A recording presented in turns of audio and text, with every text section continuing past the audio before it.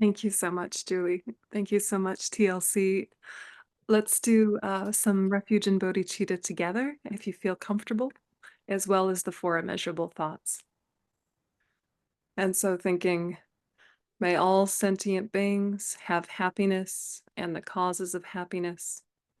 May all sentient beings be free from suffering and the causes of suffering. May all sentient beings be inseparable from the happiness that is free from suffering. And may all sentient beings abide in equanimity, free from desire for friends and hatred for enemies. Sangye churan zogi chunam lai janchu padu dani kapsu chi dagi chunyan gi pe sonam ki rola penchya sangye drupa sho sangye churan zogi chunam lai janchu padu dani kapsu chi dagi chunyan gi pe sonam ki Drola penjia sange drupa sho sange chudon sogi chunam la janchu padu dani kapsu chi dagi chunyan gi pe sonam ki rola penjia sange drupa sho. And so just letting that motivation connect. And feeling that you're doing this workshop, this course, in order to benefit both self and others, this life, the next life, and that all of this energy leads to the awakening of our fullest potential for the benefit of all living beings.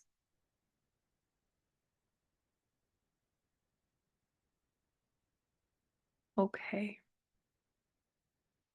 So welcome, everyone, and thank you so much for having us. I'll just go through a few things about what we're going to talk about today, and I think, as Julie mentioned, we'll do questions all the way at the end. So we'll start with a little PowerPoint here. Let's see. Can you all see that okay, Julie? Yeah. Okay. So thank you for that beautiful introduction. Just in brief, both Dr. Miller and myself work at Maitripa College in Portland, Oregon. And that's a Buddhist college. And we have a lot of people who wind up becoming chaplains as the result of their work at Maitripa, as well as just a number of Buddhist practitioners or people who are kind of Buddhist adjacent. And so we work together sometimes we work separately, but we're both from Maitripa College. So today we really want to talk about working with both ourselves and with others as it relates to the subject of death and dying, as it relates to how do we care for ourselves through these processes. And so we're asking what supports confidence and competence both. When we're accompanying someone through their death process, when we're working through our own death process, what are those things that really help us feel grounded and sustainable? So we're going to speak to the internal and external skills and tools we can develop as spiritual practitioners, both in care positions for others and for our own journey of mortality. And I think that this is very comfortable and familiar to most of you, this idea that what you do internally winds up having a result externally. What you do for yourself is going to have a ripple effect on others. I think that framing is very obvious and clear and familiar.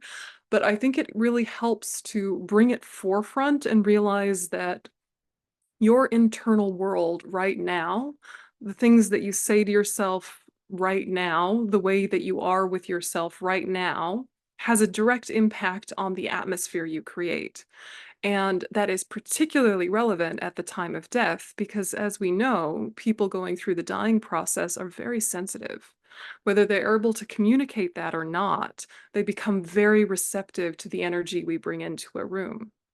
The same goes for ourselves when we're going through the dying process. We become very sensitive to what others bring to us. And so we want to know how to manage internal atmosphere so that we create the best external atmosphere that benefits others. So just kind of, bringing what we already know to the surface just to launch us, that all of this is going for both self and for others. Okay. So, working with ourselves, we want to ask questions like this. So just kind of, hold these open questions and just see what arises as I read them. The first one being what supports confidence and competence in navigating our own death process skillfully? What supports those things? And just kind of like see what arises for you, just quietly to yourself. When you're thinking about navigating your own death, what's going to help? And what are we going to bequest to our future self?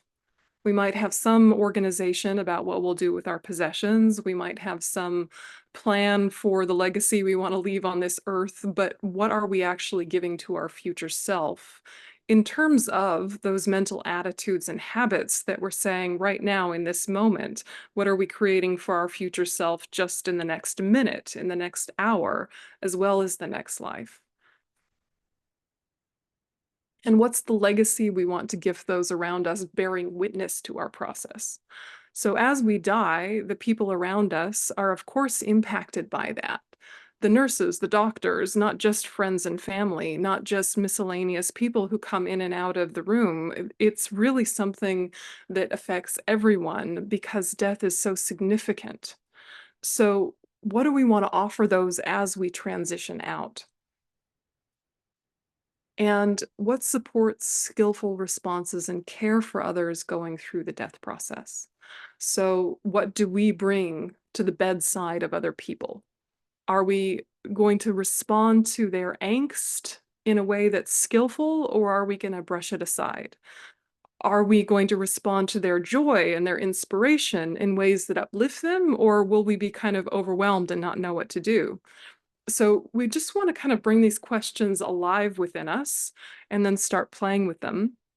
And this can all start to feel a little overwhelming, like, oh, I have to do all of these things. And actually, it just all boils down to what informs the quality of our presence. And all of that is supported by refuge. So refuge is going to be the thing that helps your inner orientation. And, as Buddhist people or people who are interested in Buddhism, we already know how important refuge is. But when we're thinking about it in terms of death and dying, we want to ask who or what are the three jewels to me? Yeah, the three jewels, the Buddha jewel, the Dharma jewel, the Sangha jewel. Who are they to me? How do I rely on them actually? And this can sound kind of simple if you're someone who's studied a lot or sat a lot or even done your nundros on refuge.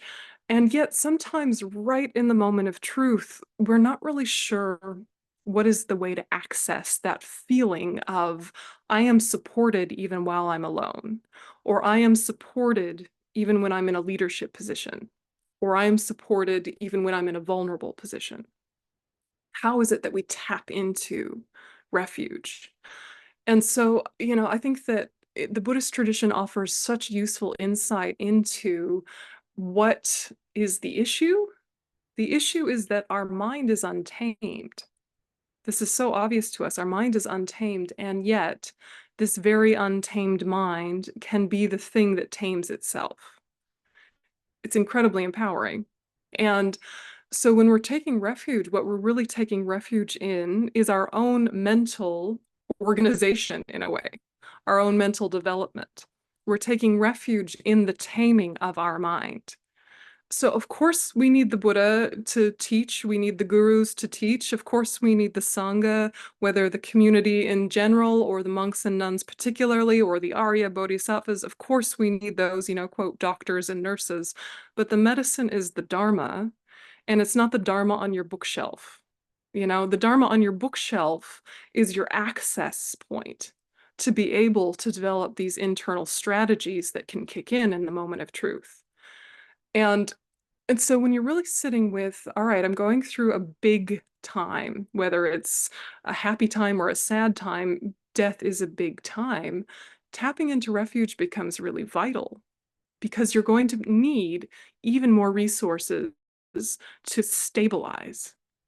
And I think what can happen for generally easygoing people who have a general ability to emotionally regulate, who are polite, kind of well-behaved members of society, is that we take it for granted that we'll be okay when there's crisis because we're generally okay.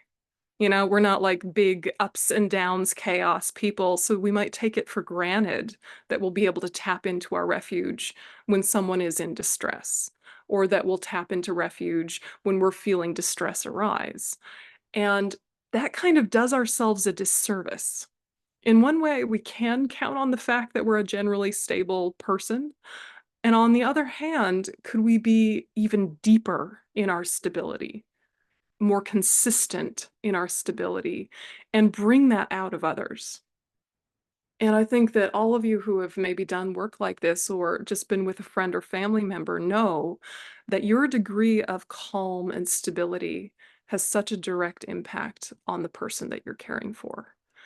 And also, the person you're caring for is having an impact on you. And if you don't go in with stability, you're going to really feel tired at the end of these interactions, even if you know they're beautiful and poignant and enriching and useful in all sorts of ways.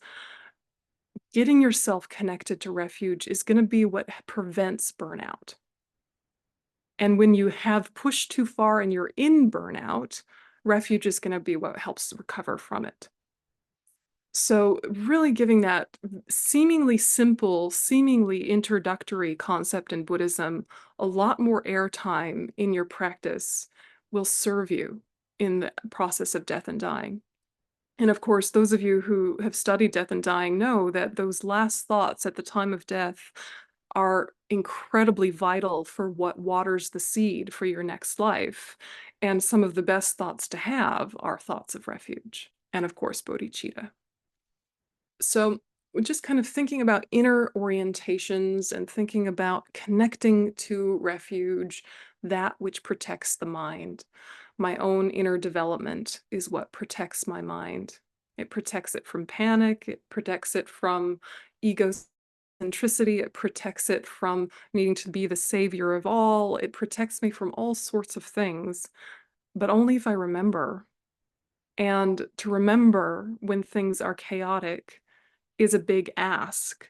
So you need to be doing it when things are very calm, often, so it just kicks in naturally. We sometimes look down on ourselves when our practice doesn't kick in the moment of truth and we lose our cool in some way. And it's just that we haven't given it a chance to build the sort of depth it needs to have so that it can come in naturally.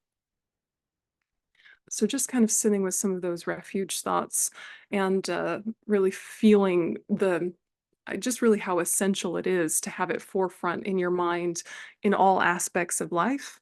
And then it's going to be kicking in these moments of truth. So when we're working with ourselves deepening refuge, we're really saying that refuge that brings real peace can be seemingly simple, short, and profound thoughts that steady, anchor, and orient you at times of big transition like death. So it can be that you've studied for 20 years, 30 years, 40 years, but you distill all of those teachings that you've had into a pithy prayer that you connect to easily, or a simple thought that resonates with you easily. So in order for it to really feel yours, it needs to sound like you. But if the, good old refuge prayer that's in so many of our texts resonates with you, use that. But it could just be the word compassion. It could just be the word peace. So really thinking, how do I distill all of these teachings, all of these thoughts, all of these readings, all of these meditations, all these retreats that I've had in my lifetime into some seemingly simple, short and profound thoughts that I can use to steady myself. It might be a mantra, it might be a poem, but tapping into it with consistency, particularly before and after a big event, whether it's accompanying someone through the death process or it's just talking them through some of their ideas around it, coming back to that simple internal thing that's not like your formal sitting practice, that's not a book you have to open up and read a prayer from, that's really yours. So they need to be developed steadily and consistently in regular life to kick in during upheavals. So we just really, all of this is to say, cultivate consistency because it will serve you so well when things are difficult. And supports for refuge can be so obvious. They can be just the gurus and mentors and role models and the use of biographies to amplify your refuge. So if you're feeling a bit dry, if you're feeling a little bit unmotivated or unconnected, using the fact that you have gurus and mentors and role models, or just biographies that inspire you, really can help support getting your refuge woken up again if it's gotten a bit stale. So this doesn't mean necessarily a formal philosophical teaching. It can be much more about reading their life stories, reading anecdotes, looking at their interactions with their students. And these sorts of things can really bolster you internally because, of course, if you're a Vajrayana practitioner, eventually you're wanting this idea of merging with the guru or becoming one with the guru.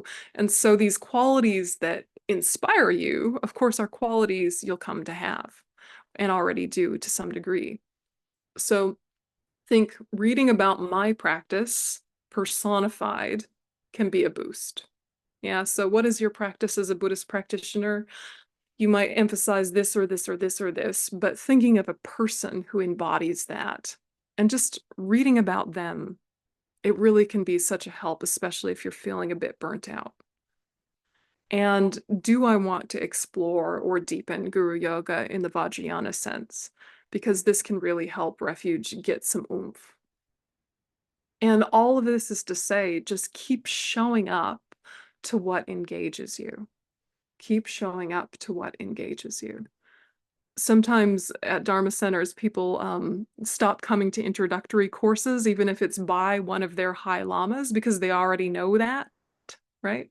And yet, if you work at a Dharma center, you might stumble into the class just because you're there and you're like, oh, this is great. I love this class. And you've heard it a million times.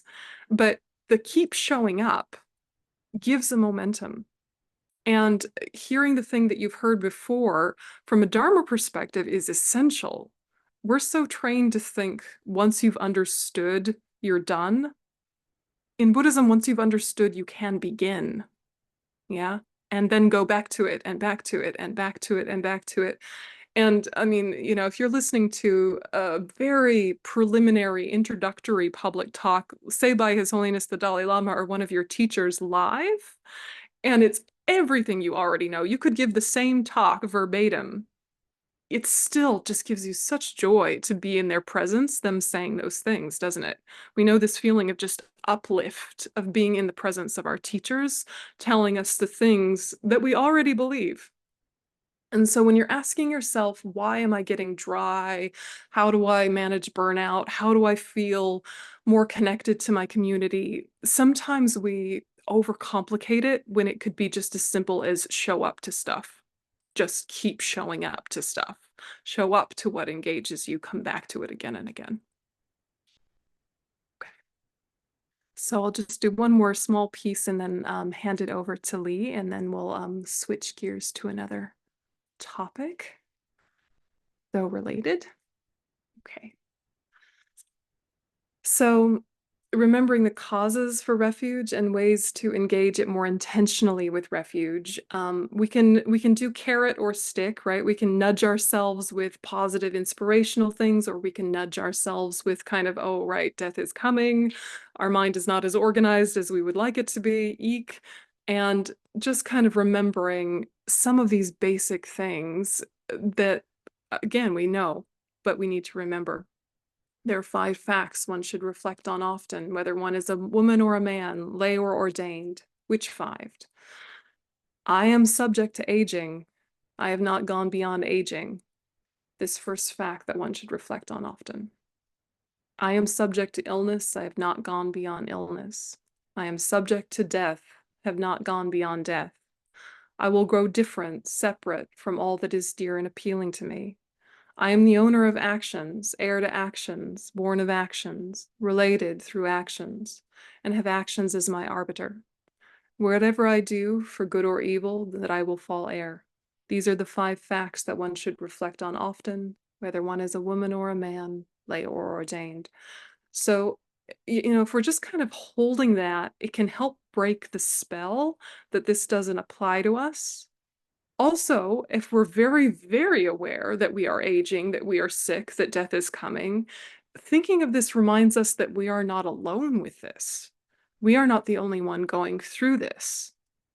And already we start to feel a bit more bolstered.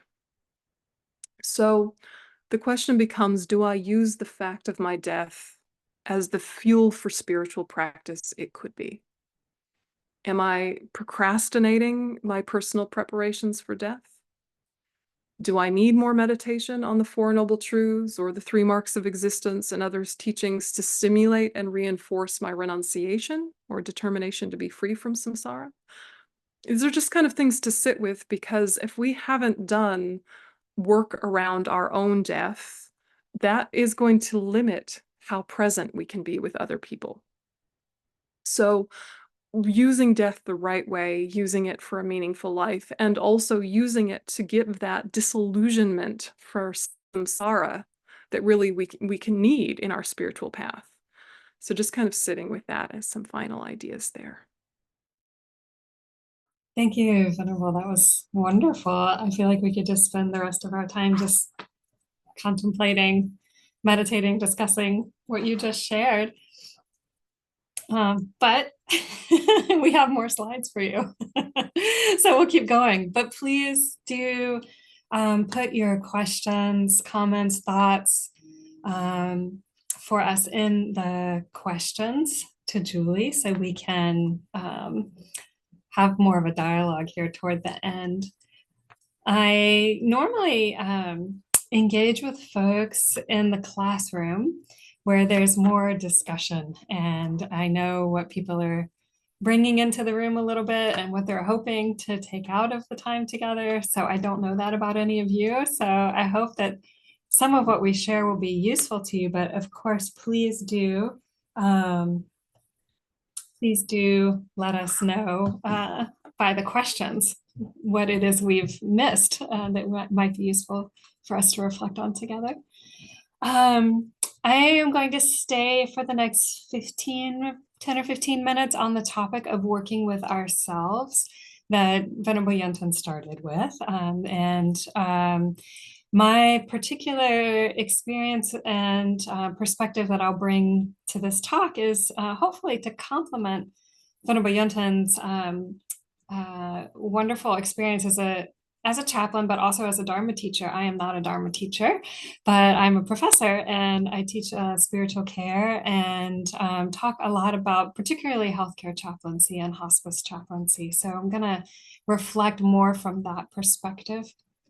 But really echo this idea that Venerable already shared, that it's our own practice, or what we might call spiritual formation, being on a path, a committed spiritual life, which is really at the heart of any kind of contemplative or Buddhist spiritual care we may offer, whether that's as professionals or in a healthcare setting, or whether we are working with ourselves or our friends or family, loved ones. We can really rely on our practice to show up. And so I usually begin sharing that idea from the point of view of assuming that we haven't had any professional kind of training whatsoever, or we're about to embark on maybe undertaking some of that kind of study. And there can be a lot of anxiety and nervousness about doing or saying the right thing.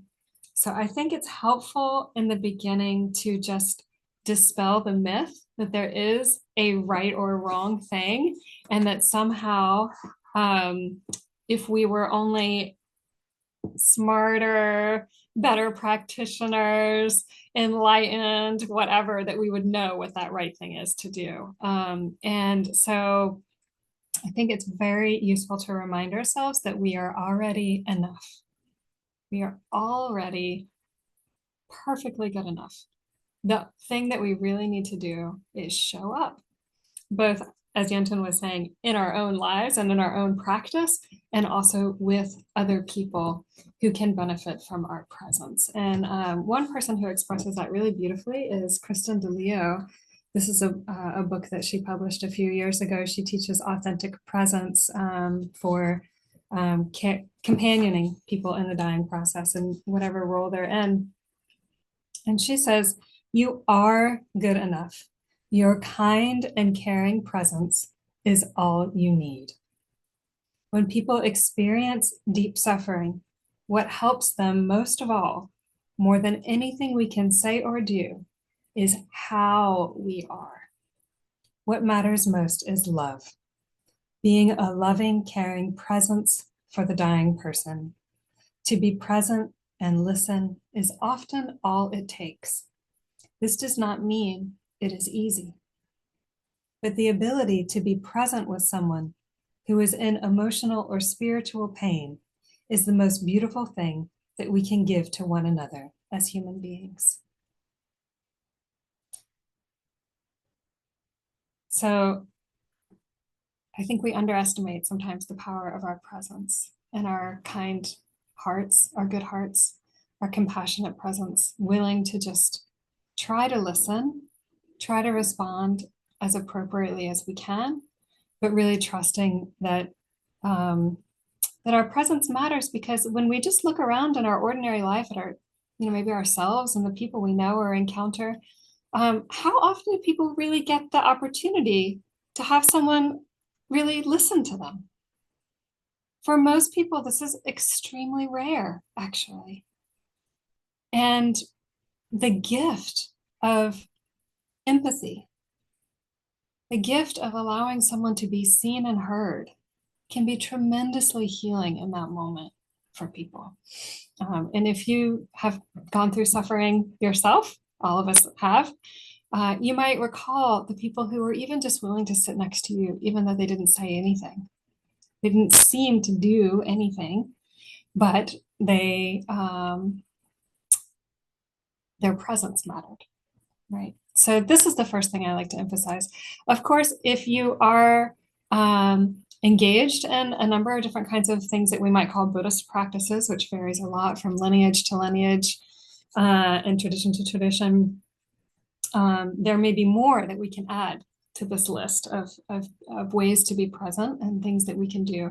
And if we are engaged in any kind of professional training, we learn more about spiritual assessments and interventions and other actions that we might take in order to be of maximum benefit. And so I'll talk a little bit more about that in the next segment. So if you are a professional, I don't know if any of you are chaplains or in some other kind of care role, you know that sometimes being in the room is not the only thing that can be done.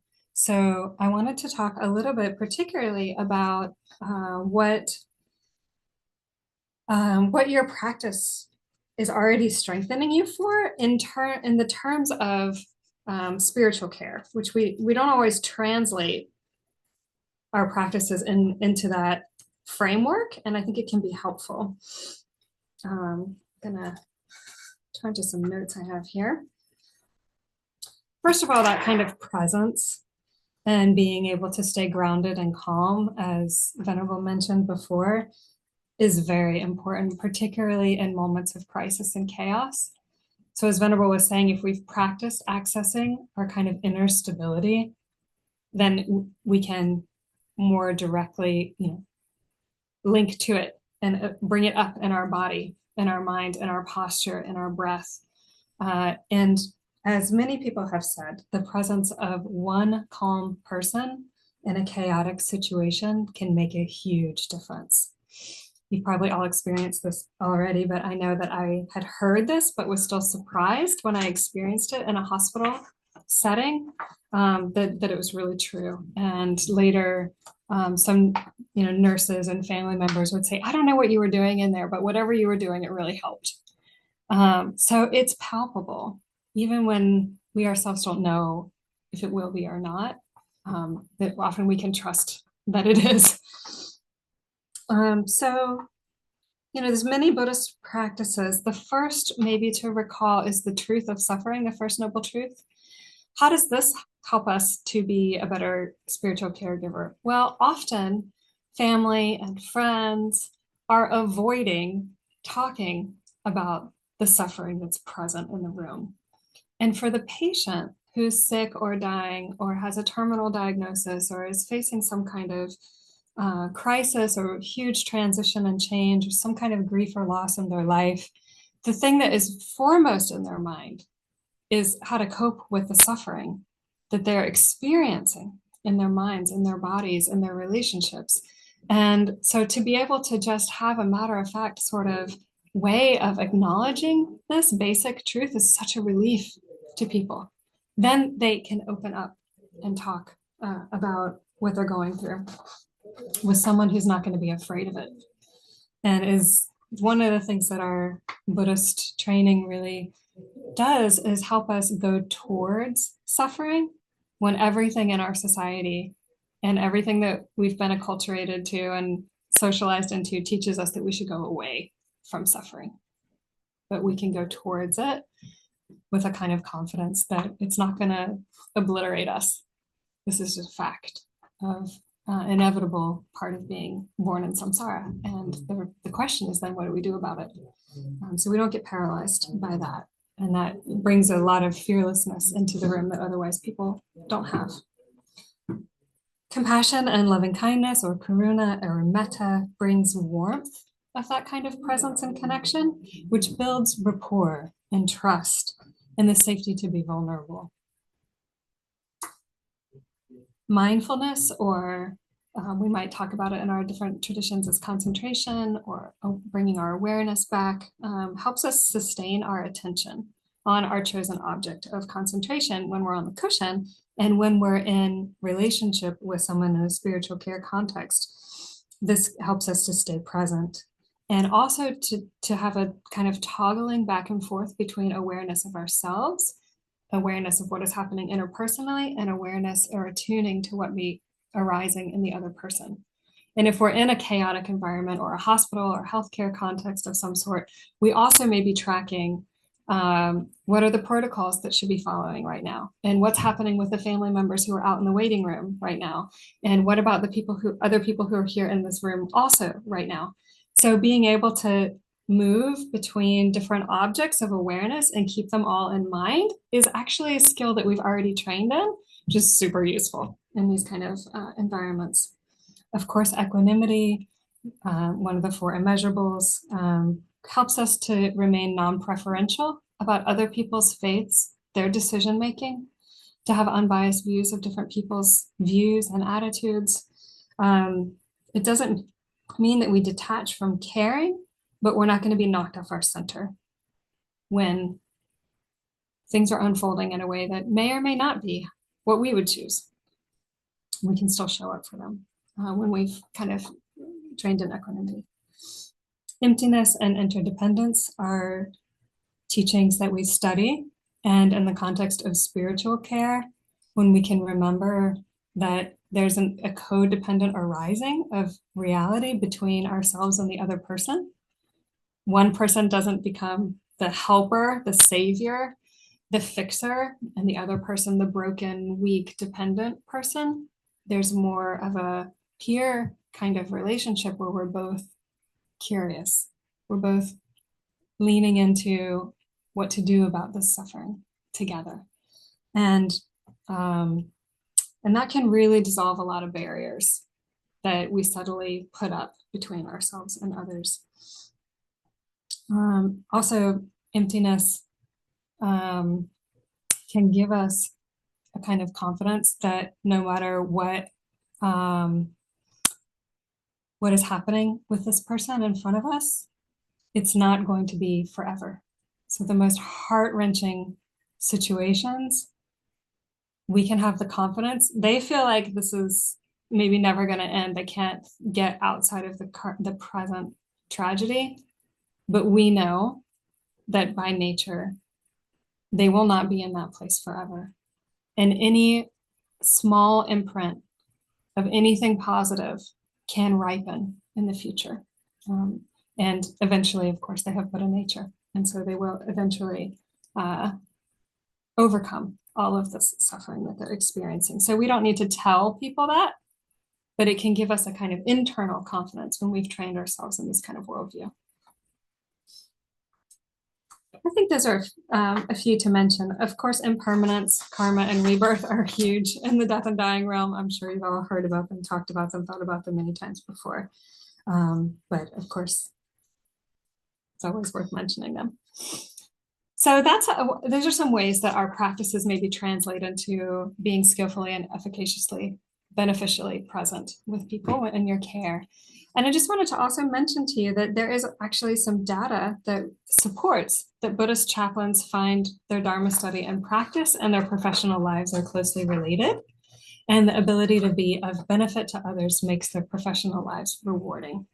There was a study done and published in 2022 called Mapping Buddhist Chaplains in North America, which you can get from the Chaplaincy Innovation Lab if that's of interest to you. But this was a survey of over 400 Buddhist chaplains in the United States.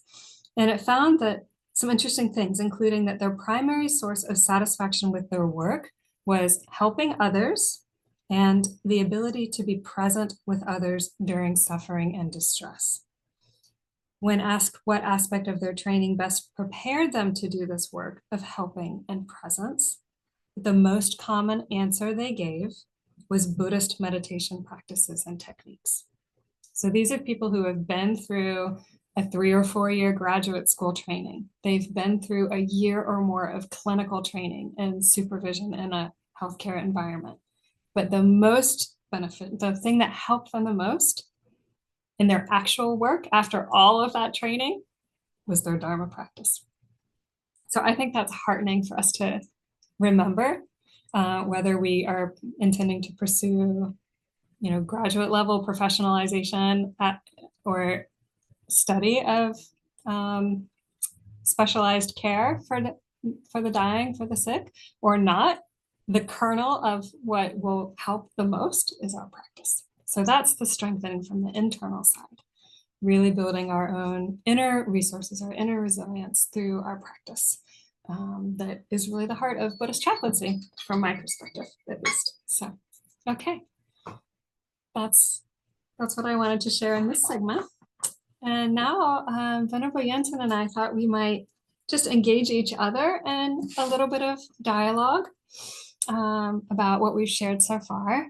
Hopefully, it will spark some ways that you would like to jump into the conversation. And so please put your questions or comments in the chat box and we will get to them. Okay. Thank you so much for that, Leigh. I was thinking about how, Leigh works more in hospitals than I do. I work more in household situations, going to people's houses who are actively dying. And I think one common thread is perhaps that the atmosphere we walk into has an impact on us. So in a minute, we're going to be talking about how to really support others and work with others. But right now, thinking about what can be destabilizing and how to re-regulate when you're destabilized. I'm curious if you have some strategies, Leigh, like, when you're on your way to work, as it were, at the hospice. Thank you for that question. Yes. And it's been surprising to me because these weren't things that I could have decided ahead of time. There are more things that I noticed I just did. They spontaneously sort of arose in the moment. And that was tremendously reassuring because it let me know that my practice was in here somewhere and what I needed came forward. And then when I saw like, oh, this kind of works, then I could intentionally bring it to mind later. So I saw several different kind of techniques or strategies sort of arise. Once I was in the emergency department, it's my first time being in the emergency department with someone who was having code blue. They were in cardiac arrest, and the team was trying to resuscitate this man. And the son was a young man, maybe in his late 20s, was there, and he was utterly distraught, angry, despairing, grasping for religious explanation for what was happening. And he was like over 6 feet tall, dressed from head to toe in all black. He was imposing. And I was freaking out about what am I supposed to do in this situation. It's my first time in a situation like that.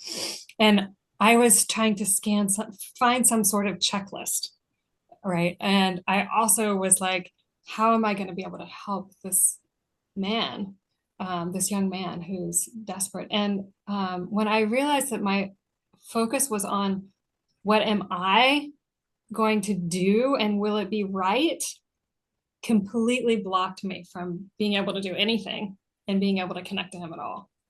And instead, when I've shifted my perspective to what does he need, and felt his panic and desperation, then I could see this is a person who needs love, needs to be held, needs comfort, needs to be able to talk through what's happening. Like all the things became clear specific to that individual. And I just felt my feet anchor into the ground and my spine lift up toward the sky. And Roshi Joan Halifax phrase, strong back, soft front, strong back, came to mind, and my body just popped right into that posture. And I inhaled and exhaled, had a Om Bakanze Bakanze Maha Bakanze Ranta Samagati Soha medicine Buddha mantra come across my mind. And then suddenly I felt like no matter what happens, this is fine.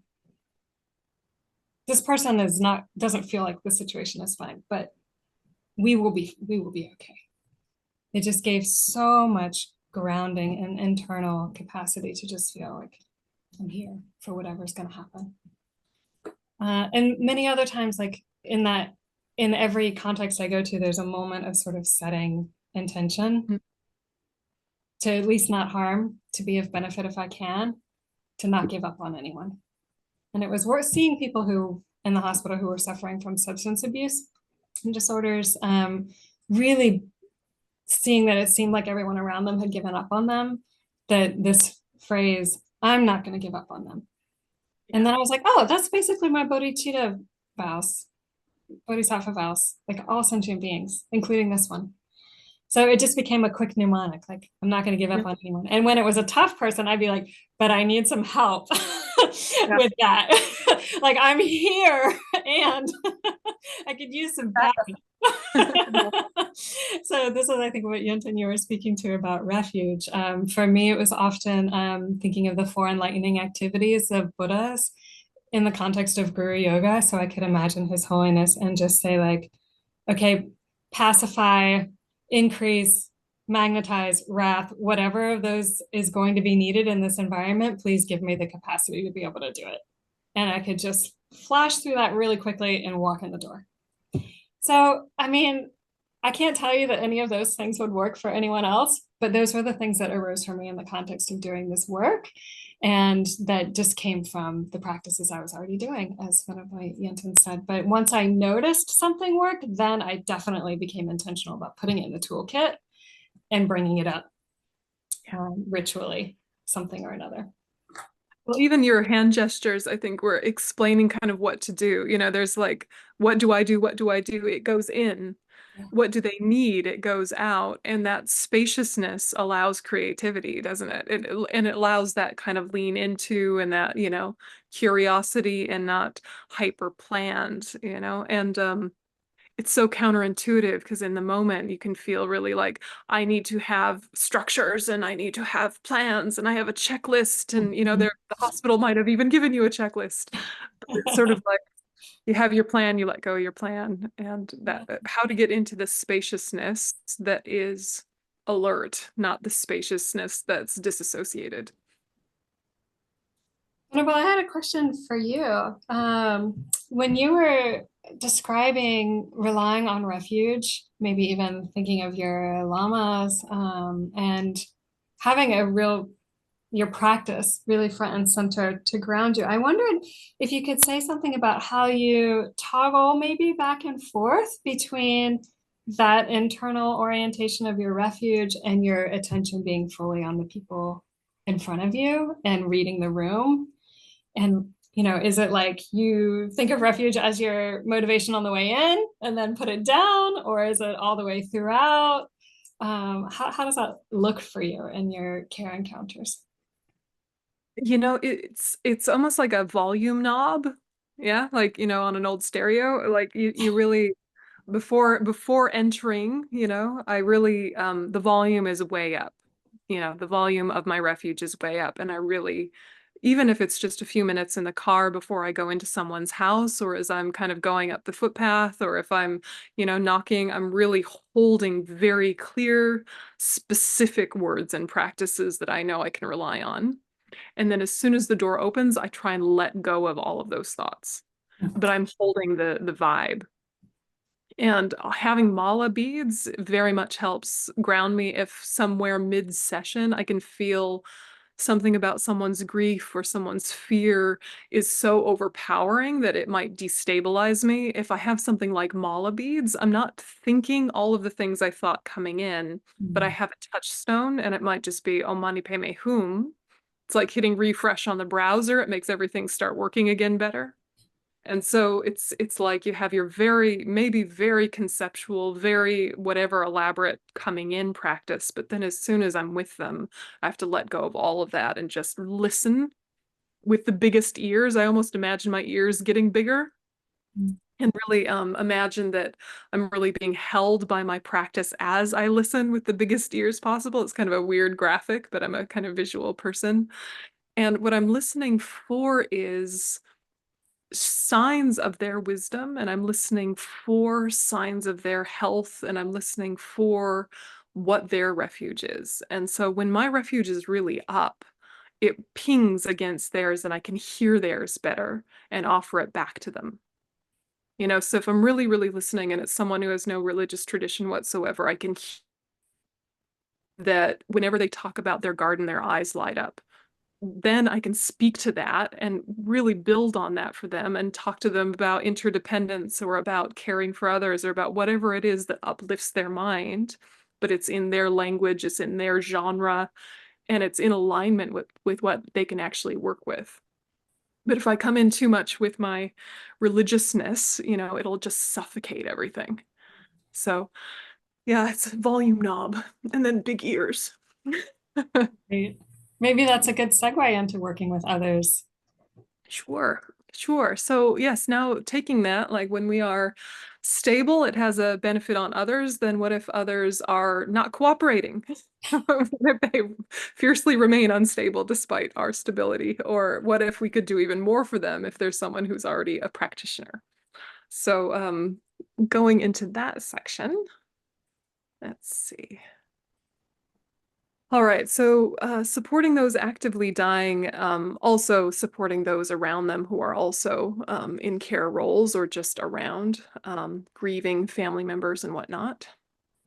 So again, the same idea of what supports confidence and competence in caring for someone actively dying. Having a plan is good. Having refuge is good. Having a clear motivation is good. And not taking any of those things for granted, especially if it's something you do a lot, or if you're with one person over a long period of time. I've had some clients in a hospice setting where I've seen them once a week for an entire year before they died. And you can kind of get into too much of a routine and the plan becomes stale. So it's like you have a plan, but it needs to have kind of life force to it. And you have your refuge, but it needs life force. You have your motivation, but don't take it for granted. So all of that feels very tidy. And then you have to be ready to let go of the plan. So not having a plan can make you a bit too wishy-washy. It can be at the cost of bringing some power and some profundity to what you're offering the people. But if you're too attached to it, as I said before, it can really suffocate things and stifle creativity. So that delicate dance of having a plan and being ready to let go of the plan. So read the room. Yeah. Look and see, is there someone who is just absolutely pulling focus from the dying person? They might actually need to be looked after first. Or is something happening that is overpowering the autonomy and the choices of the dying person? Is there a way to advocate for them? It's really having that, looking at the whole room, not just the person that you're specifically there to care for. And asking what challenges might inhibit my ability to support the dying person. So there might be family dynamics, or I should say, there will be family dynamics. There will be, or there could be spiritual bypassing. So if you're with someone who's actually Buddhist, they might have a whole plan for their death, but not really feel, I don't know, confident or secure enough to be able to say, I know what I'm supposed to think, but I'm not there yet. They feel like they should already be thinking about next lives. They should already be thinking about purification and karma. They should, they should, they should. And so they act as if they already are, when really right now in this moment, they just need basic needs met. They need one more blanket. They need one more comforting word.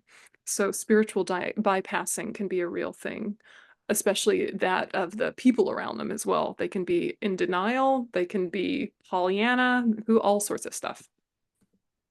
And then there's inhospitable physical environments. So sometimes the hospitals are, hospital-ish, right? With all sorts of administrative annoying things and all sorts of, kind of stinky cleaning products and just different kinds of, I don't know how to put it, but I think you know what I mean. Hospitals can have that kind of sterile, heavy vibe, especially in some parts of the hospital. But also sometimes people's houses can have, too much pet dander, too much, scented candles, too much, toilet situation smells. There can be all sorts of things that are inhospitable, and how to really know when to name and address it and when to let it go and ignore it, and when to just kind of be aware that the environment's not going to be perfect, but it's okay to make some suggestions because it might actually help the whole room.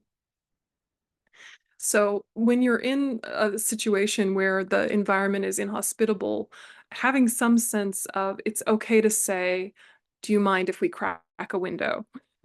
It's okay to say, do you want to go ahead and work through some of your emotions with this other family member while I work with the person who's dying, or would you rather it be a group process? So not telling anyone what to do, but having really open questions to invite collaboration with the other people who might be supporting the dying person. So just why are these important questions to consider? Because if you don't consider them, they might knock you off guard. So again, you have a plan, but you let go of a plan. So if there's difficult family dynamics, what are some of my communication strategies? If there is spiritual bypassing happening, what are ways to invite the sort of safety where people can be genuine about where they actually are? When things are distressing in the physical environment, do I have some polite phrases that I can share with the group to try and get things to be just a little bit better for everyone there? So you're having a plan, but letting go of the plan if you need to. So, continuing with this question of what supports confidence and competence and caring for someone who's actively dying. If I myself have spent most of my Buddhist life in Tibetan Gelugpa lineage, and we don't do a lot of reading of the sutras for whatever reason. So, uh, about a year or two ago, I started reading some of them and looking for stories of the Buddha that could be useful if we wanted to think of the Buddha as a role model chaplain and or spiritual caregiver, because of course he was. He is on the one hand trying to show the way all the way to complete and perfect enlightenment. But in the meantime, he's surrounded by people who are not yet enlightened and they have stuff going on. So what did he do? Every time they came to him, with their specific personal individual forms of suffering. And there's so many great stories of how the Buddha cared for them. And so they can be really a good model for us, I think. One of the things that the Buddha always did is he really deeply listened to the person in front of him in that moment. You know, if you've watched His Holiness the Dalai Lama respond in a Q&A session at a public talk, you know he's heard that question like 1,000 times before, but he always answers it directly to the person as if it's the first time he's heard it. And he really wants the other person to feel that their query and their enthusiasm is met. So he always listened. The Buddha in these stories is always deeply listening to the person, and not just passively listening. So it's easy to just kind of oh yeah, oh you felt sad, and then we're just sort of like nodding and parroting, and we can sort of check out of our engagement when we're doing that, thinking that we're just being a quiet presence. But we can be actively listening by querying for ourselves, what is this person's experience? What, and then if they're experiencing suffering, what is their response to the fact of their suffering? So that will vary in every circumstance and with every person, but attuning to and mirroring back what they're feeling, thinking, what impulses they're having in the moment, and also from our own side, trying to listen beneath the content for what do they make of this suffering? What resources do they have to call upon to respond to it or to cope with it in some way? Do they have any? And can I marshal those and help bring those back to mind in some way? So the Buddha showed many ways to do that. One of the most famous stories, of course, in the world of death and dying is the story of Kisa Gotami, who was a lay woman in India who had never met the Buddha before, had no context for Buddhist teachings whatsoever at the time that she first met the Buddha, because she had a precious, precious single child who tragically and traumatically suddenly died. And her whole world was wrapped up in this child, and in being a mother, her whole standing in the family and so forth was connected to having born a son. And she was passionately in love with this child. And when the child died, she was distraught to the point of madness, they say in the texts.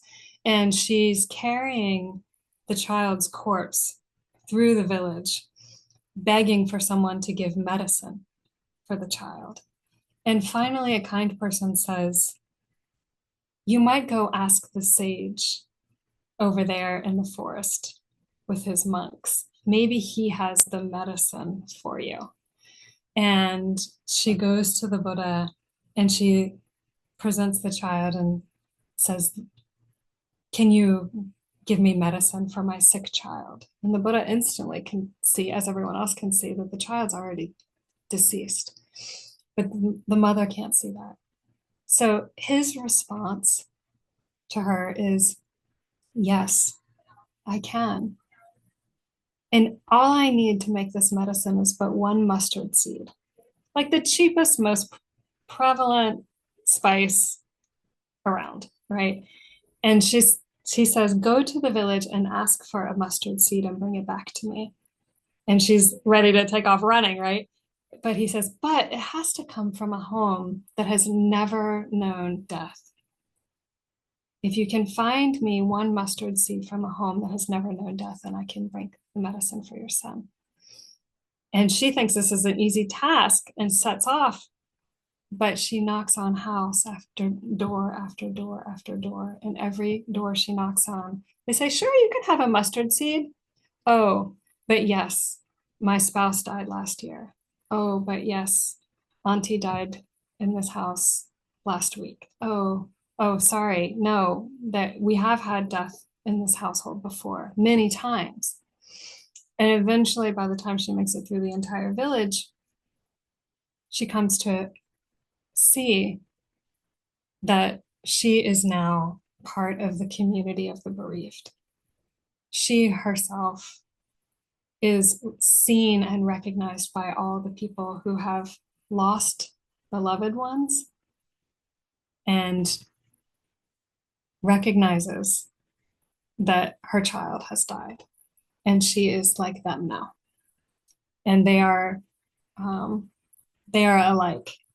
And in fact, all humans are alike in the fact of the inevitability of the death and separation from those we love. So she goes back to the Buddha and he says, have you brought the mustard seed? She says, the business of the mustard seed is finished. And she says, may I go forth and to become a nun in your community? And he, of course, admits her to the Sangha and she becomes a nun and she becomes known for her incredible renunciation and her dedication to spiritual practice.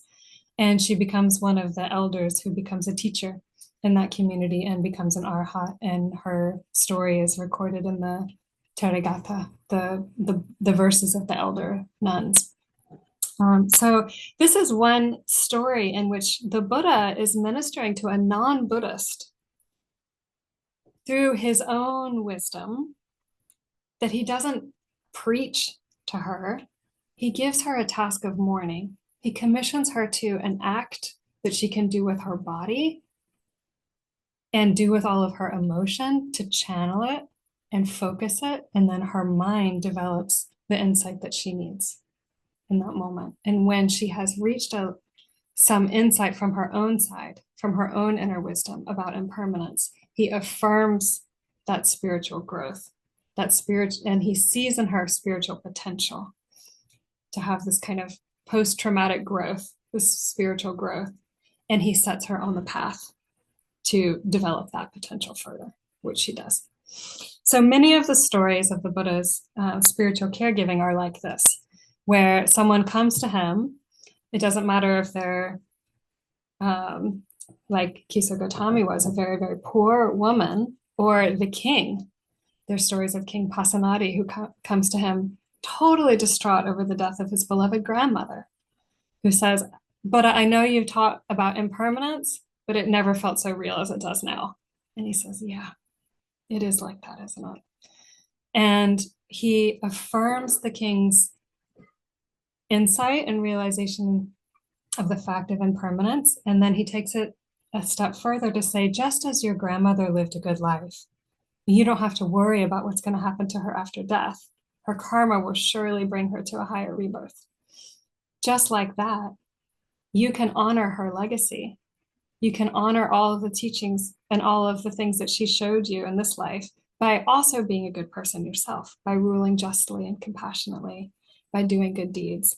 And then when it's your time to die, you also will not struggle and you will have a better rebirth. So he responds according to the insight and growth of the person. In other stories, when the Buddha is attending to sick and dying people, he asks first about how's their body?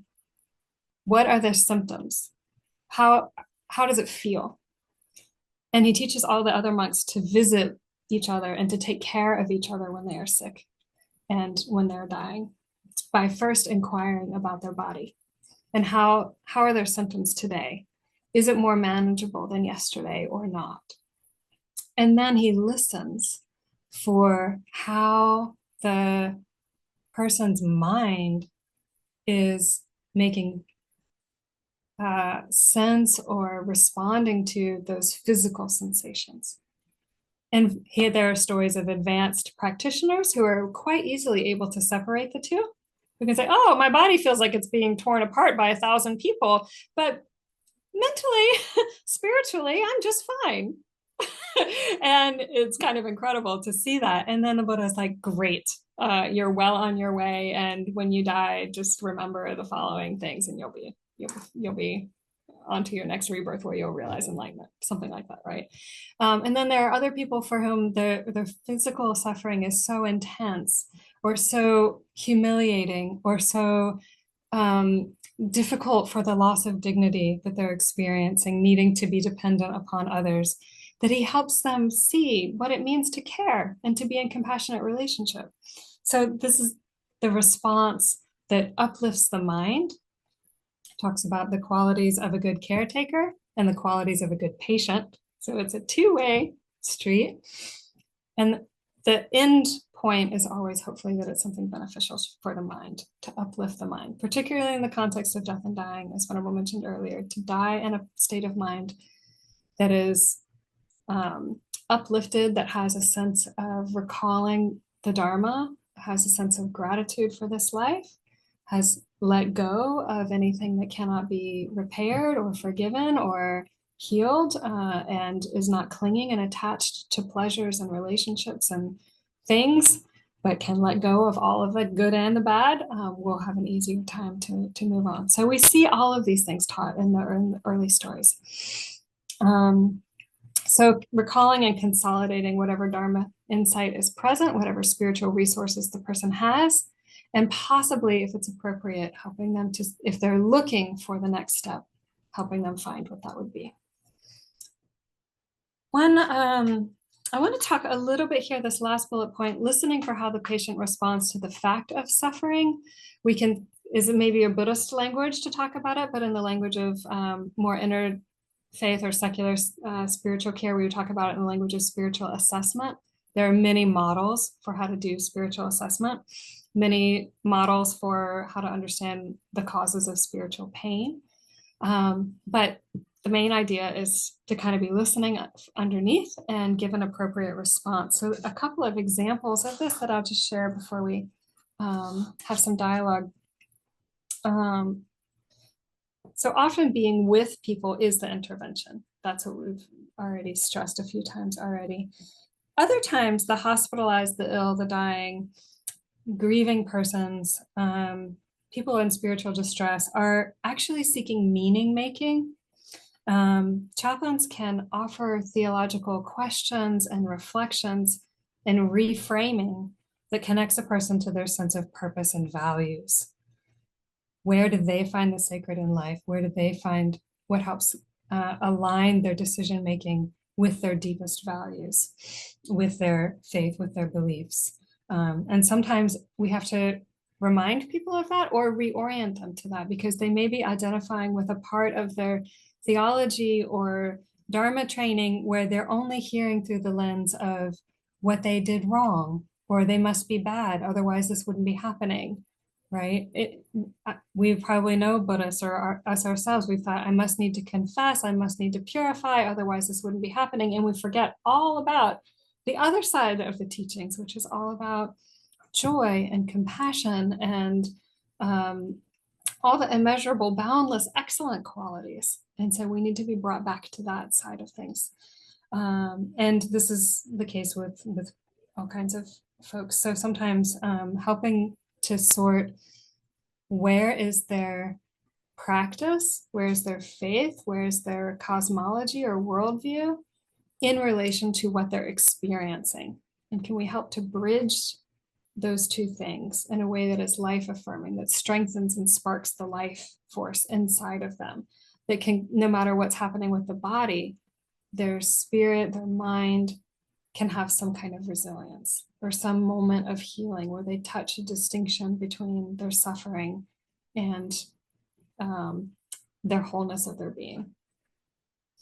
Other clients and patients, dying people, can be angry. They can be in the middle of personal strife, interpersonal conflict, remorseful about past actions. And in these cases, the spiritual care that we can offer is sometimes to facilitate confession or purification or accountability, some kind of repairing of relationship that renews connection to themselves, to life, some kind of new orientation that improves the connection to themselves, to something bigger than themselves, and with others. And that's a kind of definition of spirituality they use in the hospitals a lot. Spirituality is what connects us to our sense of self, to our sense of relationship with others, and something greater. That might be God, something transcendent, whatever that might be. So we can offer interventions depending on what we think the need is. Lastly, I just wrap up with this slide. What supports confidence and competence in caring for the patient's loved ones and those who are bereaved at a death or after the death? And I think one of the things that we can really model is self-care. I don't like that term, but we all know it and we use it, and it's a shorthand for all the things we do to take care of ourselves so that we can be sustainable in taking care with others. So it's great to remind the person who's always at the bedside to take a break, to eat, to sleep, to go for a walk, to talk to a friend, and give them that permission that they might need. And we might frame it for them as actually for the person that they most love. Sometimes the best thing to do is to step out of the room and take care of themselves. We can help with facilitating communication between a team. If there's a collaborative approach, maybe it's with all the members of the family taking shifts. Maybe it's with the hospice caregivers who are coming into the home. Maybe it's with an interdisciplinary medical team, whatever it is. We're often in a position to bring the fullness of the person to the awareness of the other caregivers. So the person isn't just their symptoms, isn't just their diagnosis, isn't just their prognosis. They have a whole life, and we only get a glimpse of a small piece of it, but it's enough if we're listening and paying attention to be able to help other people to connect to them as a human being who deserves our love and compassion. And that can fall through the cracks sometimes when there's a lot of logistical communication going on. And sometimes we can be part of that logistical connection too, because that is also important. Last thing I want to mention is like the Buddha did for Kisa Gotami, he gave her a task, and we can also in some small ways help with that. And when I think about the people who helped me most in a sudden loss of a loved one that I experienced, my Lama and two or three other Buddhist practitioners gave me specific things to do.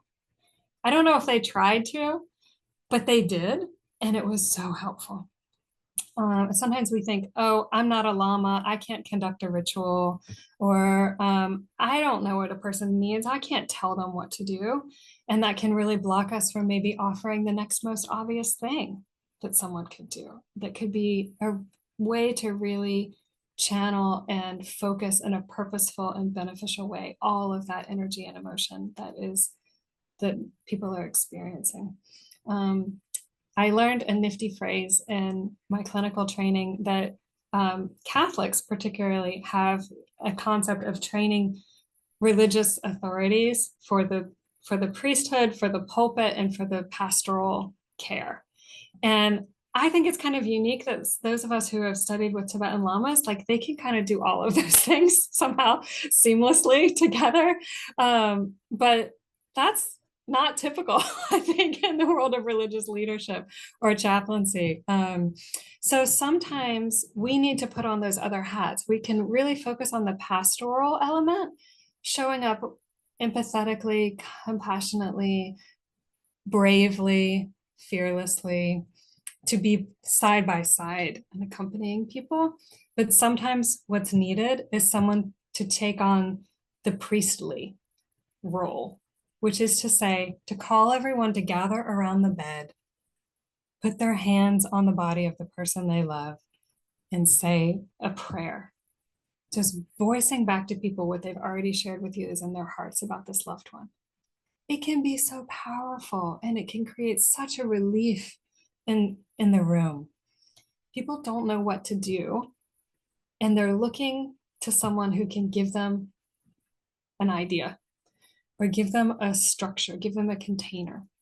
And so sometimes it can be quite simple to create that. And it isn't, this is a case for me of where my own practice matters, but not as much as I think, right?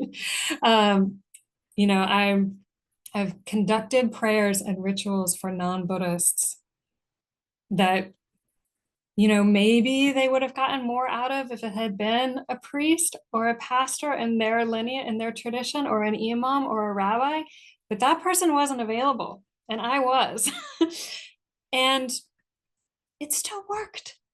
This is kind of like a miracle to me that when we listen and then can reflect back some of the language, mostly just from the heart, people feel more connected to each other. They feel more connected to what they most love and cherish about that relationship, and they are able to move forward with whatever the next thing is that they need to do, um, because of having had a moment to really crystallize that together. So those things can really, in my experience, help us work with others. And I think Venerable, you and I could have a little discussion, but given that it's 4:25, maybe we should open it up to Q&A. What do you, I don't know if we have questions in the comments. What do you think, Julie? Do we have some questions there? Or Venerable, did you have anything to add? I think I went longer and you went shorter in this segment.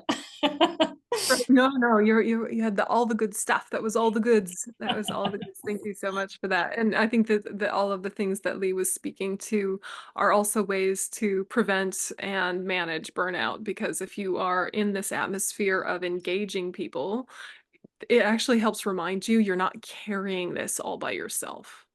And in a way, they don't want you to. Sometimes they'll like cede to your authority because you're like the chaplain or whatever. But if you're in the room with people, it's so much more respectful to kind of have this facilitator feeling, as when you're in a leadership role, more of a facilitator leader of what can we all do together, and really like looking for opportunities to get everyone in on something. I think this can really help enrich the whole situation and also manage your own energy much differently. So all the things that Leigh was saying, thank you so much for that. But yeah, let's do some questions now, Julie, if that's all right. Yeah, we have 4 questions. The first is, I am a hospital chaplain and Vajrayana Buddhist. Before entering the hospital units to visit with patients or responding to code blues, I chant mantra to myself to be of benefit.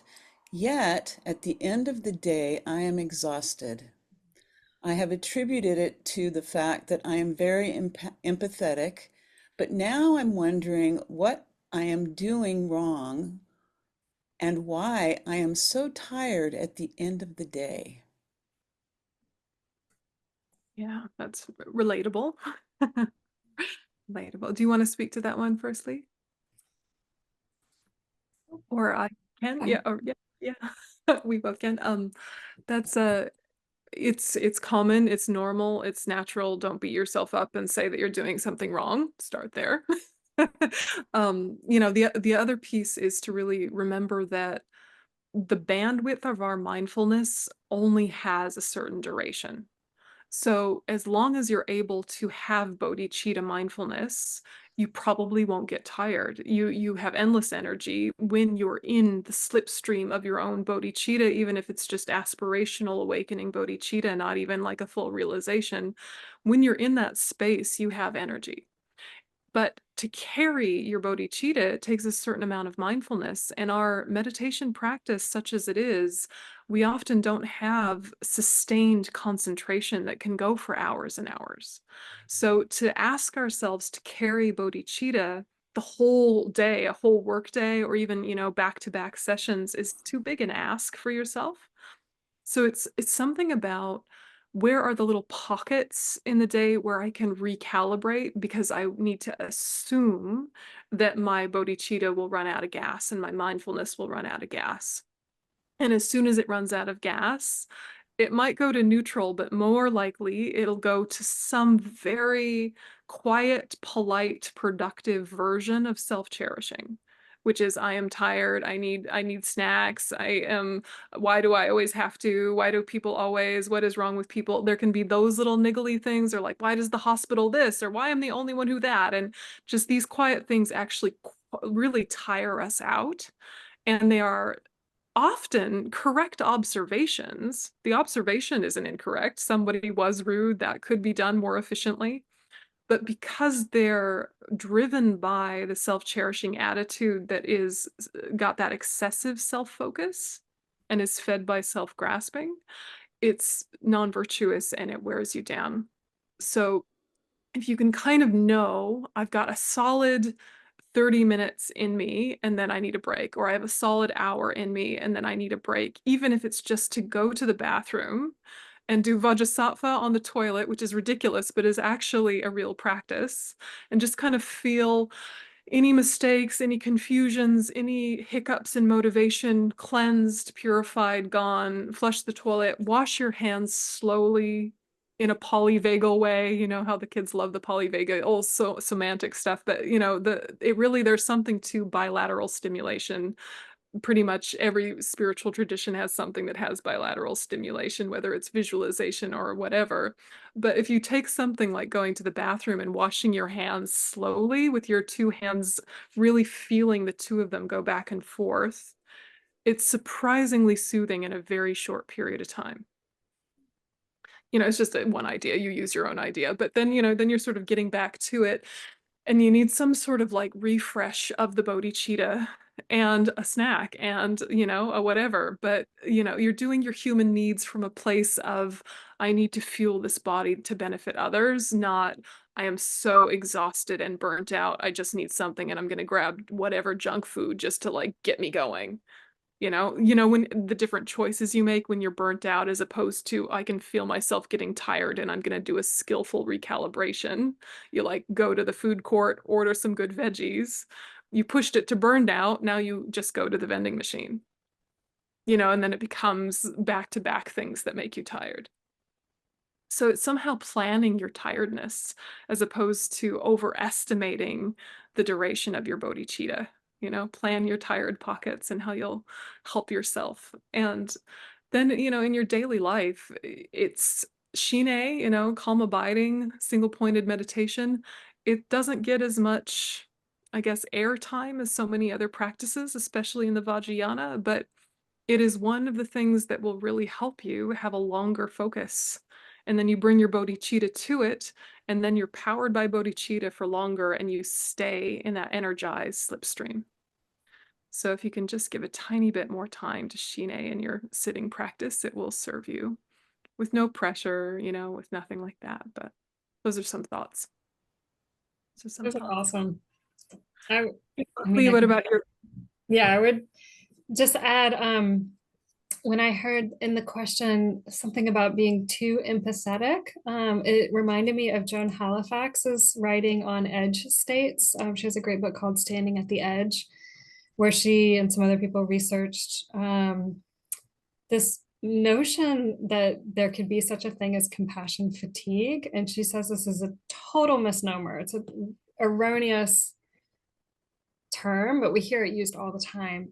Compassion can never be exhausted or depleted. Compassion is one of those boundless, immeasurable, energizing things, but yet we still feel the experience of being drained. So she looked at what are the precursors, the building blocks for being able to genuinely feel and act from and embody compassion. And she identified these multiple 5 different states that you can build and stay aware of so that compassion can flow more easily and more readily and more accessibly. And when it comes to empathy, she said there's this kind of like ledge, like you're walking on a trail with a steep slope on either side. And when we're too disconnected from other people, we're kind of falling off the steep slope of indifference. And when we're overly identified with the suffering that other people are experiencing, we're tipping off into empathetic distress. And this empathetic distress, along with moral injury, that are the 2 biggest, I think she says, 2 biggest predictors of burnout that lead us to this kind of exhaustion where we just cannot really function well. So I don't think that one can be too empathetic by nature, but I think we can experience empathetic distress if we don't have a clear sense of what's theirs is theirs and what's mine is mine. And so one thing that helps for me, I love the idea of like the Vajrasattva bathroom break, but also at the end of the day to really put down all of the people and not, keep ruminating on them, or I could have said this, I could have said that. Next time I go see them, I'm gonna this or that. Some reflective time while you're still in the office is really useful. It's part of making a good plan of care. But then you need to have your own life also. And I know that every one of you has heard that before, and it's easier said than done. But when I would, this part of like, I think what Venerable was saying, just tracking your tiredness and what do you go to? And sometimes I would go to just still thinking about this people.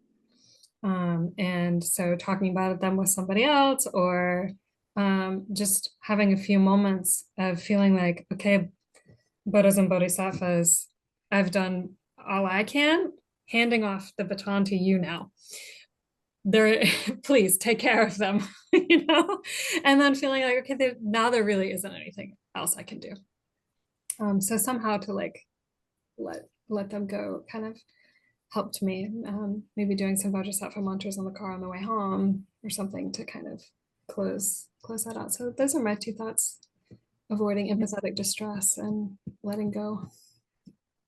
Yeah, it's that the difference between being detached and disengaged, and that how to have the correct amount of detachment and not being at all disengaged from the suffering, being able to touch the suffering and feel it and be empathic to it without falling into it. Exactly that. I think that and Roshi Jones speaks about that so beautifully.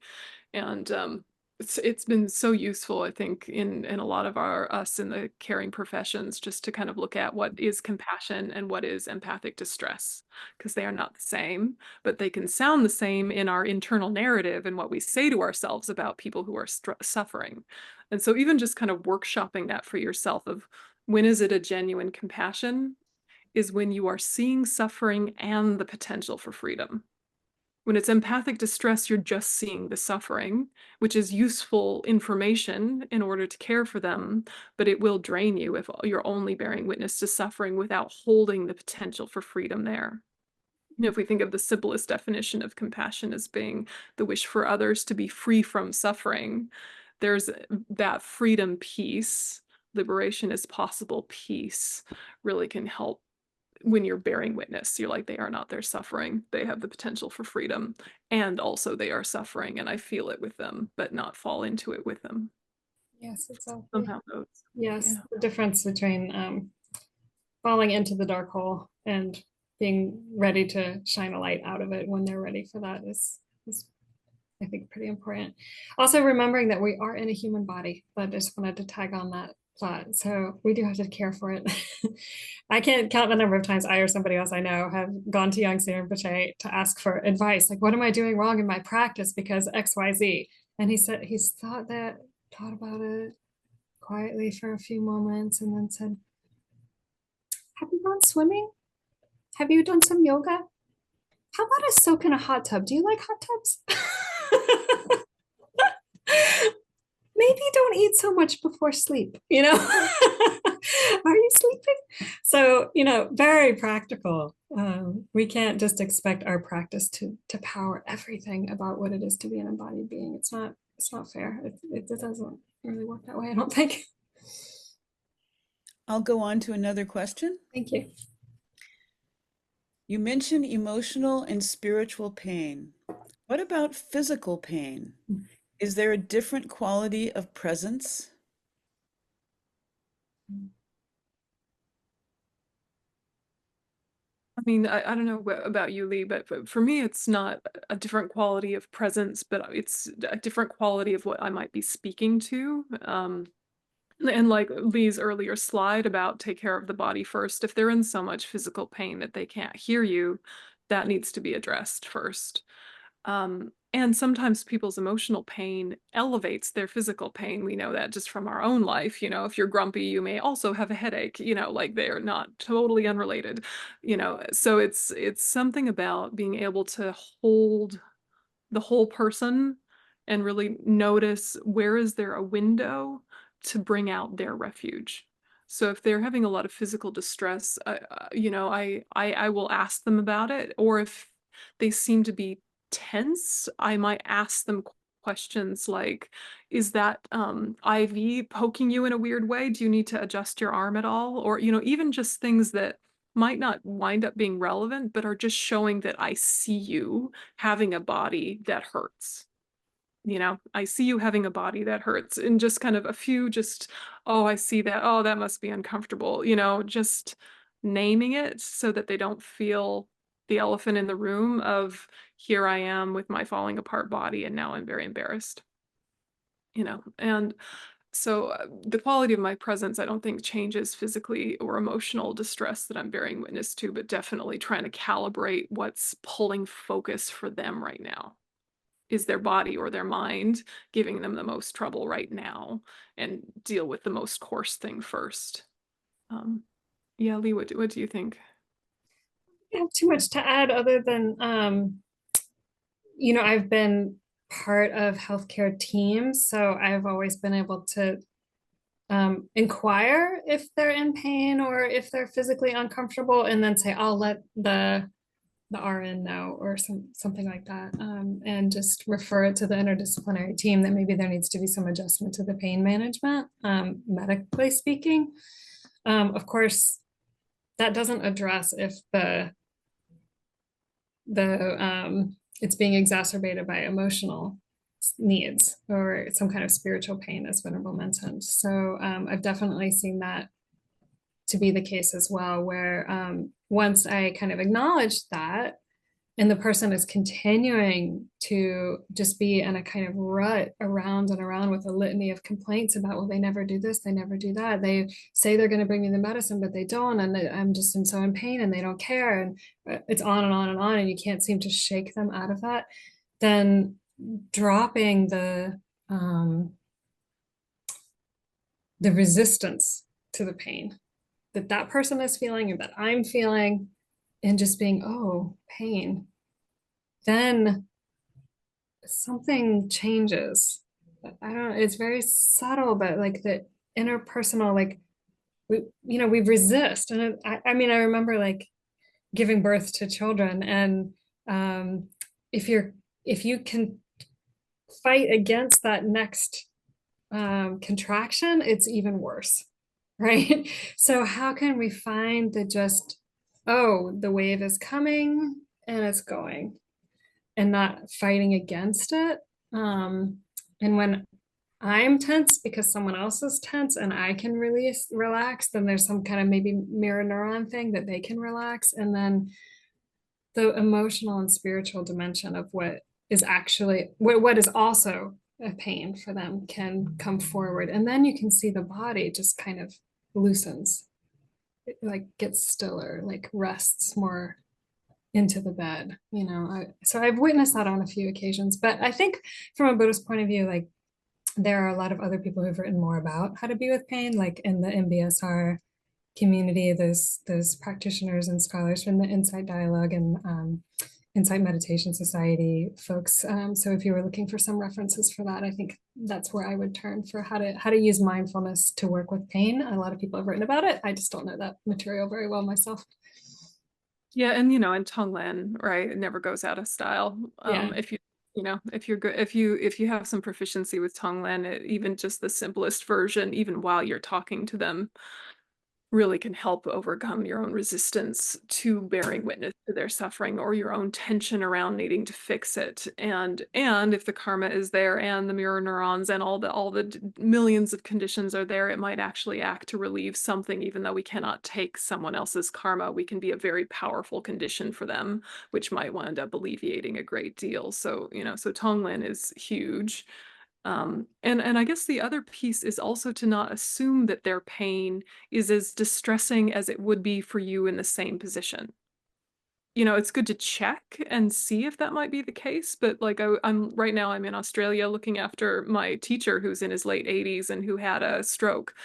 And sometimes we assume he's going to be suffering in certain ways, and he's fine, right? Like his body's falling apart, but he is happy as a clam. Like he is happy. And I know that's an extreme example because it's a Tibetan Lama, but like sometimes he'll have a big coughing fit, and we have this special juice that we give him, this thick juice, and we're spooning it in, and like, oh, was that okay? And he's like, yep. Back to it, back to oh, money, baby, money, you know. And so, and I know that for my own self, I have some chronic pain stuff in my life, and yeah, when you get used to it, it distresses you less. And so sometimes people are like, why are you at work with a migraine? And I'm like, if I didn't come to work every time I had a migraine, I would never work. You know, it's fine. But if you had asked me when I was 12 and they were first arising, I would have been just flat. So we don't want to make assumptions about people's coping mechanisms, because they might actually have brilliant coping mechanisms that are working just fine for them. So something about just, we have our own assumptions, don't pretend that you don't, but managing them in such a way that you really are active with the person specifically in front of you. What is their relationship to pain? And the physical, emotional, they're all tangled in together. And so do what you can. But we were working with one woman who had, she had it was like MS. It was some motor neuron something, and it was many years ago. I'm trying to remember what it was, but she was in the final stages of her life, and she was having so much trouble breathing. And that was really scary, to not be able to breathe, and, like, understandably so scary. And she was getting right towards her last few days of life. And when her breath would start getting short and start getting constricted and out of her control, she would get so panicked. And I knew I couldn't do anything about her body. The doctors, nurses were doing what they were doing, but I knew her favorite prayers. And so I would just try and stay as calm as I could and tell her her favorite prayers.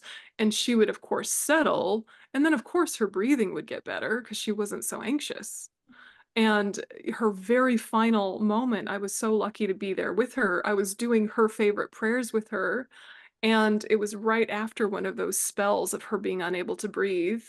And then we were doing prayers, and then she settled, and then her face went peaceful, and then she just slipped away just beautifully, rather than in that like climax of distress that if the nuns hadn't been there doing prayers with her, she might not have been able to reconnect to her practice without the boost, And so just kind of, you got to read it in the moment, because sometimes you really are in the right place at the right time, and it's such an honor to get to be there in those times. But the emotional, physical, that combo, just got to play it out in the moment.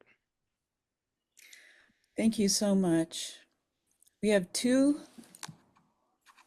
more questions. One is, you both must have had patients that are not Buddhist. How do you spiritually assess and direct a person towards their tradition?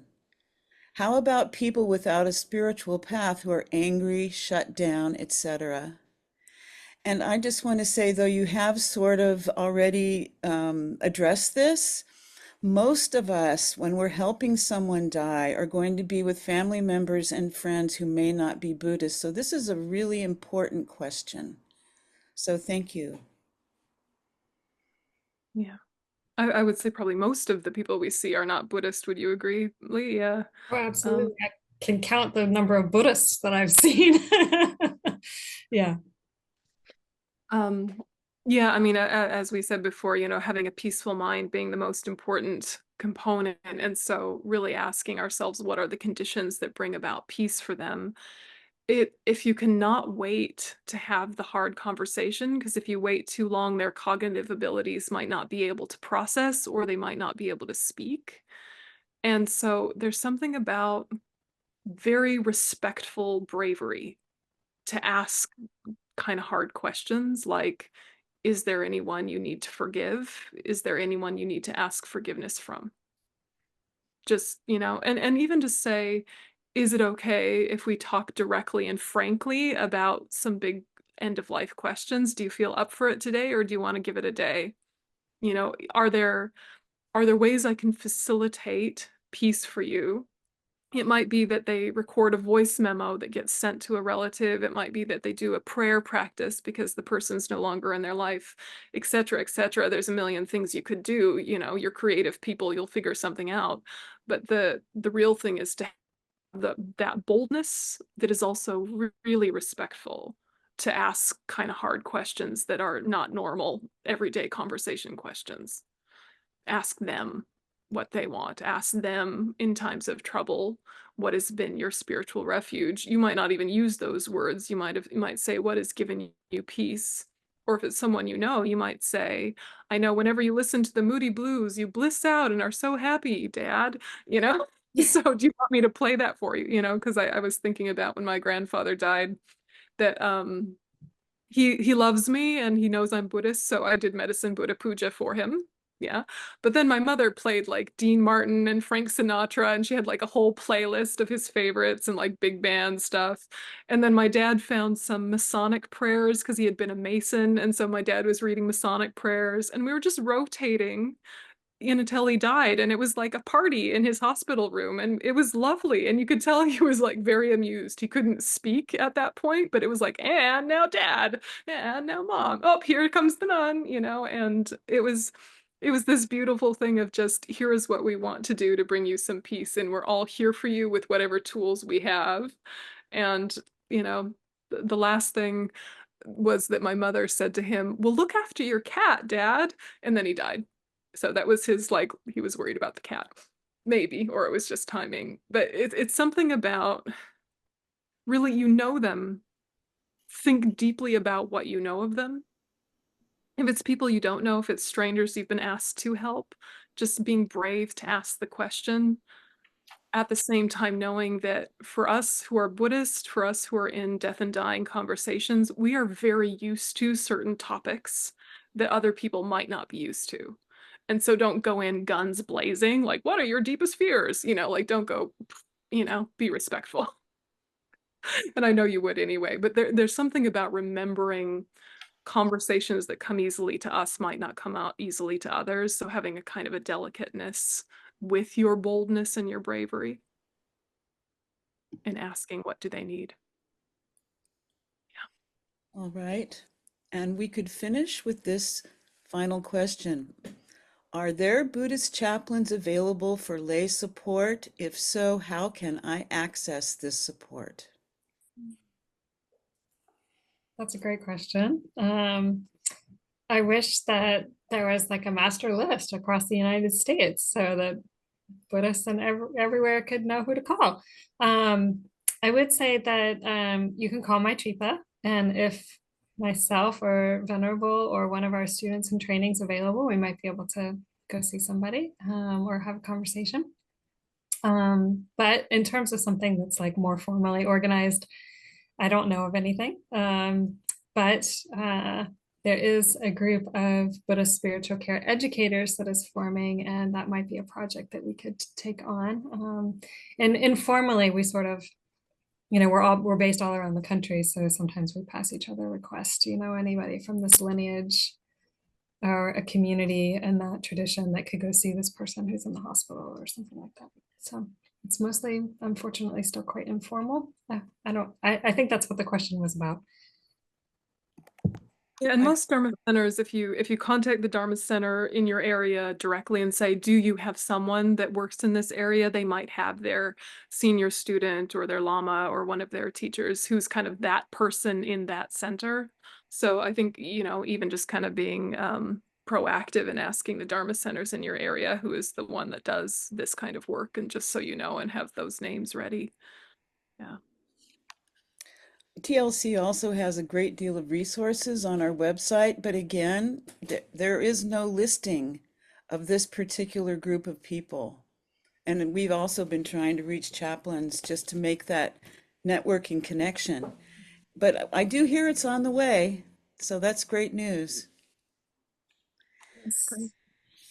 I want I would say to try to make those relationships with the local Sangha or their representatives as early as possible. Don't wait until the person is like really, really eminent. And by then it's hard to make a relationship and make a plan for what kind of practices they would want and things like that. So as a hospice chaplain, when I get a text from the nurse or somebody that like, oh, family's been gathering at bedside for the last 3 days and the person's dying now. Can you go right now? I'm like, you could have given me a heads up 3 days ago, you know? So yeah, it's nicer to do that if you can. All Absolutely. right. Thank you so much. Thank you so much for this. I'm sure everyone here feels much more informed and comforted by the information you've given us today. And having it all together so succinctly is really helpful. Thank you for the invitation, Julie, and the support from everybody there at TLC to make this happen and everyone who came. Thank you. And if you'd like to lead us in a closing prayer, I will follow that with a few words. Sounds good. So if you want to just think that all of the energy that you put into listening and processing this information and rising your own bodhicitta and your own wisdom, engaging with this content, may all of that go towards the fulfillment of your fullest potential so that you can be of greatest benefit to all living beings. Janchu Semcho Rinpoche Tepa Tampa Mepa Yang Gone Gondu Pawa Sho. Thank you so much.